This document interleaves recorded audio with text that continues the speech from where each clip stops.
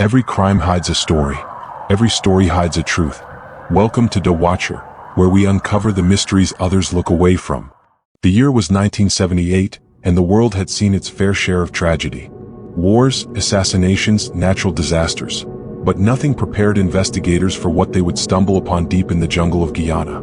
As U.S. officials and journalists trudged through mud and vines, swatting at insects, they expected to find a camp of religious followers, strange perhaps, but alive. Instead they found silence. Then the smell hit them. The sickly sweet stench of decomposition lingered in the humid air. And when their eyes adjusted, they saw the bodies, hundreds of them, sprawled across the ground in neat rows and clusters, as if they had been instructed to lie down together before surrendering their lives. Over 900 men, women, and children, dressed in simple clothing, lay lifeless. Plastic cups and syringes littered the scene. A vat of purple liquid stood nearby. Reporters would later describe it as a nightmare painted in real life. Mothers clutching their babies in eternal sleep. Entire families gone in minutes. The cause? A single man's command. That man was Jim Jones, leader of the People's Temple. And what happened in Jonestown would forever redefine the world's understanding of dangerous cults. Case 1. Jonestown, the People's Temple. James Warren Jones was born in 1931 in Indiana, a boy who grew up poor during the Great Depression. Early on, he displayed a strange fascination with religion and death. Friends would recall that even as a child, Jim held funerals for animals and preached to anyone who would listen. He had charisma, but it carried an unsettling edge.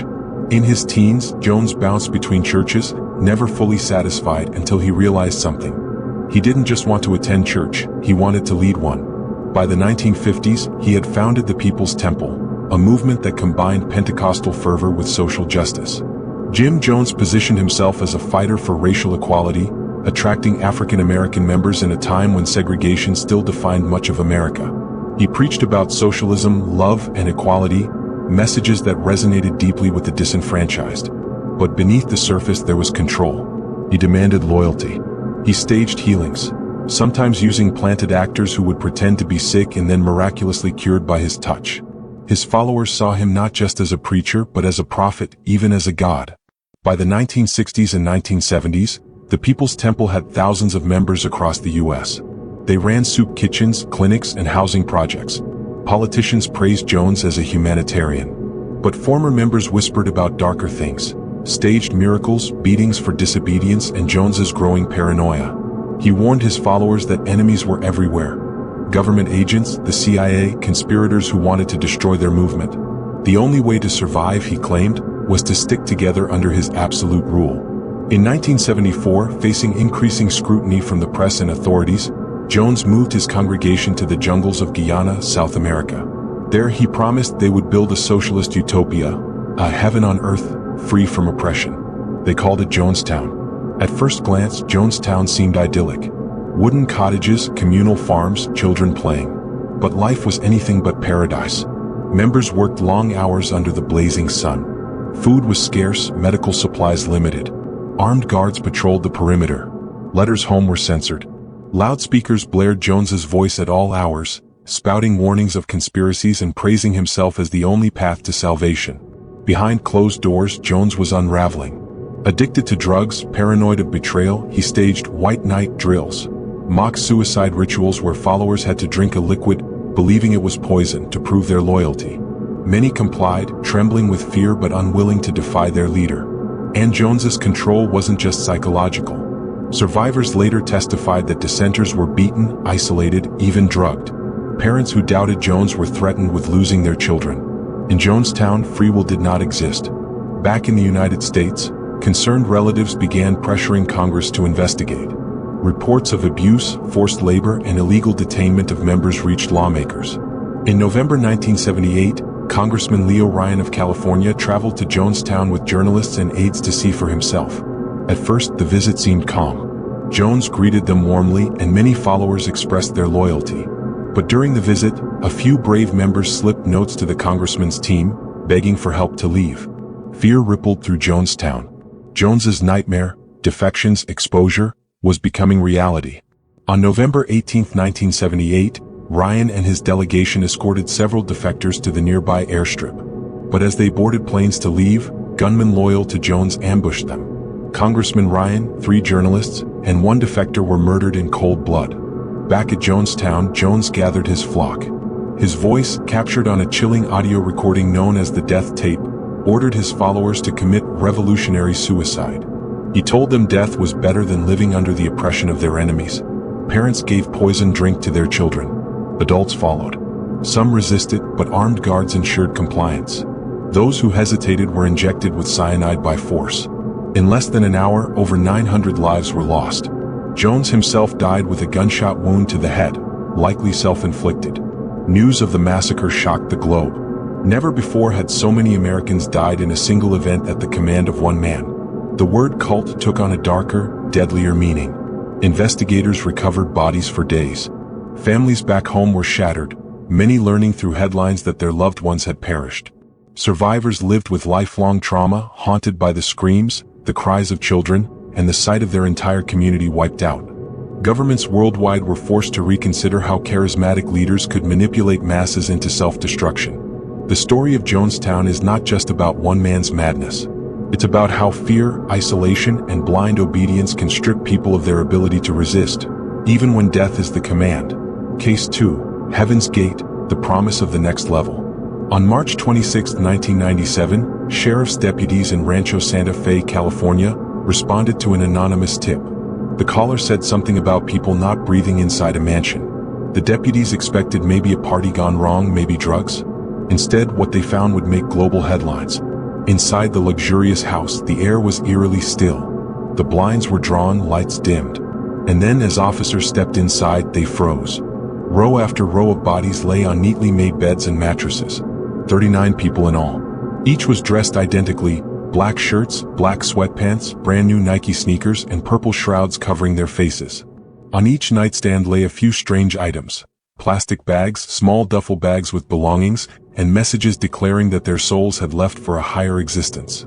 The scene looked like something out of a science fiction movie, but this wasn't fiction. This was the tragic end of a group called Heaven's Gate. The roots of Heaven's Gate began in the early 1970s when Marshall Applewhite, a Texas music teacher, met Bonnie Nettles, a nurse with an interest in the occult. Both were searching for meaning, both disillusioned with conventional religion. Together, they believed they had been chosen as messengers from a higher plane of existence. They became known as Bo and Peep, or later, T and Do. Their message was unusual but strangely compelling. They claimed Earth was about to be recycled, wiped clean. Only those who detached from human desires, sex, family ties, money, would ascend to the next level of existence, boarding alien spacecraft waiting beyond the stars. In the 1970s and 80s, Applewhite and Nettles recruited followers through public meetings. Their blend of Christianity, UFO lore, and New Age spirituality attracted seekers who were disillusioned with mainstream faith. By the 1990s, Heaven's Gate was one of the first religious movements to embrace the internet. They built websites, offered digital services, and spread their teachings online. Members who joined were required to cut ties with family, give up possessions, and adopt a strict, disciplined lifestyle. Everything from diet to dress was controlled. Even haircuts were standardized. Individuality was erased in favor of group identity. Life inside Heaven's Gate was rigid. Communal living, matching clothes, new names, celibacy, and constant reinforcement of Applewhite's teachings. Applewhite himself underwent castration to set the example of total detachment from sexuality. The tipping point came in 1996 to 1997 with the discovery of the Hale-Bopp comet. For most of the world, it was a beautiful celestial event. For Heaven's Gate, it was the sign they had been waiting for. Applewhite told his followers that behind the comet was a spacecraft, hidden from human eyes. This was their ride, the vessel that would carry them to the next level. But to board it, they had to shed their earthly bodies. In March 1997, members recorded farewell videos. They smiled, calm and composed, speaking with conviction about their decision. Then, over the course of 3 days, they consumed lethal doses of phenobarbital mixed with applesauce or pudding washed down with vodka. Plastic bags were placed over their heads. When it was over, 39 lives were gone. The world reacted with disbelief. The bizarre details, the Nike sneakers, the matching uniforms, the sci-fi rhetoric, dominated headlines. For grieving families, there was only anguish. One eerie detail remains. Heaven's Gate's website still exists today, maintained by 2 surviving members. It's a chilling reminder of how cults adapt to technology, and how their messages can live on long after their leaders are gone. Heaven's Gate raises haunting questions. Unlike Jonestown, there was no coercion at gunpoint. The members seemed calm, even joyful about their choice. That, perhaps, is what makes their story even more chilling. Manipulation doesn't always come with violence. Sometimes, it comes wrapped in promises of love, purpose, and a place in the cosmos. Case 3. Aum Shinrikyo Terror in the Tokyo Subway. It was the morning rush hour on March 20, 1995 in Tokyo, Japan. Millions of people squeezed into subway trains, businessmen clutching briefcases, students dozing, commuters reading newspapers. On 5 different trains, members of the religious group Aum Shinrikyo carried plastic bags filled with a deadly chemical, sarin gas. With umbrellas, they punctured the bags, releasing the clear, odorless liquid onto the train floors. Passengers began coughing, choking, their eyes burning. Some collapsed, convulsing, foaming at the mouth. Others stumbled desperately out of stations, gasping for air. Emergency rooms across Tokyo were overwhelmed. In total, 13 people died and over 5,000 were injured. The world was stunned. This wasn't a battlefield or a war zone. This was the heart of one of the safest cities on Earth. And the perpetrators weren't foreign terrorists. They were members of a Japanese religious cult led by a half-blind yoga instructor turned apocalyptic prophet. Shoko Asahara, born Chizuo Matsumoto in 1955, grew up nearly blind and bitter. In the 1980s, he founded Aum Shinrikyo, Supreme Truth, blending Buddhist and Hindu concepts with apocalyptic Christianity, conspiracy theories, and science fiction. He claimed powers, levitation, telepathy, and positioned himself as the guru who could save followers from the coming apocalypse. For young Japanese disillusioned with a rigid society, Aum offered meaning. At its height, it had over 40,000 members worldwide.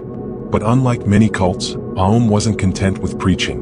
Asahara wanted to accelerate the apocalypse.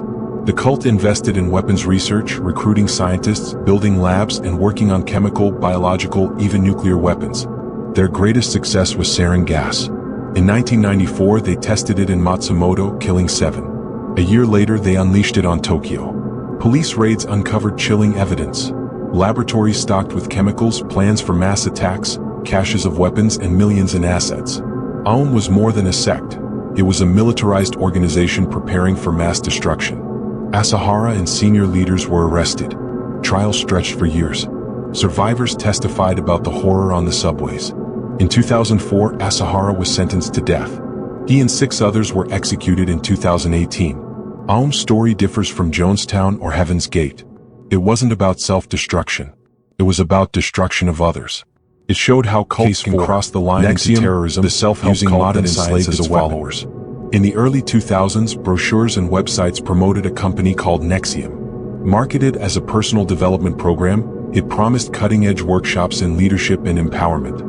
What few realized was that behind the seminars was a cult led by Keith Raniere, a man who called himself Vanguard. Raniere, born in 1960, claimed genius-level intelligence and built NXIVM with Nancy Salzman, a nurse and hypnotist. Together, they created executive success programs that promised to eliminate fears and unlock potential. Participants were urged to confess insecurities, surrender emotional defenses, and trust the system. NXIVM attracted celebrities and elites, including actress Allison Mack and heiresses Claire and Sarah Bronfman. Money and fame gave it legitimacy. Behind the scenes, Raniere built a pyramid of control. Around 2015, a secret society called DOS formed within NXIVM. It stood for Dominus Obsequious Sororium, Master over Slave Women. Recruits, told it was a women's empowerment group, were required to hand over collateral, nude photos, false confessions, deeds to property. This collateral ensured silence. Each woman became a slave to a master, building a pyramid of obedience. At the top sat Raniere. Slaves had to text for permission to eat or sleep. Some were starved into his preferred body type. The most disturbing ritual was branding. Women were held down while a cauterizing pen seared Raniere's initials into their skin. 4 years, NXIVM operated under the radar, shielded by wealth and influence. But in 2017, survivors like Sarah Edmondson exposed the truth. The New York Times published their stories, complete with photographs of the branding scars. Raniere was arrested in Mexico in 2018. At trial in 2019, jurors heard about the abuse, the diets, the branding, the blackmail. Allison Mack pled guilty to racketeering. Claire Bronfman was convicted of conspiracy and financial crimes. Nancy Salzman pled guilty. Raniere was convicted on all counts and sentenced to 120 years in prison. NXIVM didn't end in mass death, but its impact was devastating. Survivors continue to heal from the manipulation, coercion, and scars. NXIVM showed that cults don't always look like compounds or apocalyptic sections. Sometimes they wear suits and promise empowerment. Jonestown, Heaven's Gate, Shinrikyo, NXIVM. Four very different movements, yet united by patterns. Charismatic leaders who present themselves as the sole source of truth. Isolation from family, society, and outside influence. Control over every aspect of life. Food, sex, sleep, speech. Fear and reward, promising salvation but wielding punishment. Destruction, whether through mass death, terror attacks, or shattered lives. The lesson is chilling. Cults are not relics of the past. They adapt. They use new technologies, new anxieties, new disguises. They prey on universal human needs, for belonging, for meaning, for purpose. And so, the haunting question remains, could another Jonestown happen today? If you've stayed with us through these harrowing stories, ask yourself, what would you have done in the shoes of those victims? Could you have resisted the pull of belonging, purpose, and promise? Backhand index pointing right, share your thoughts in the comments. Do you believe cults are more dangerous today than in the past? And if you want to keep exploring the secrets behind history's darkest movements, don't forget to subscribe, so you never miss a chance to learn, reflect, and protect yourself from the dangers of blind devotion.